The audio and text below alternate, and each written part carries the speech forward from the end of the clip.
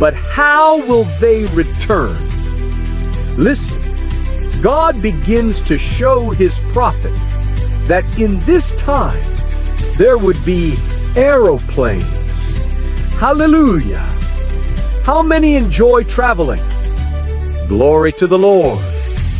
Hallelujah! Glory to Christ. Hallelujah! Aeroplanes. Now there are aeroplanes that carry armies, not just soldiers, but tanks, trucks, everything. But God is not referring to those aeroplanes. God is referring to passenger airplanes, engines flying in the sky. Isn't God wonderful?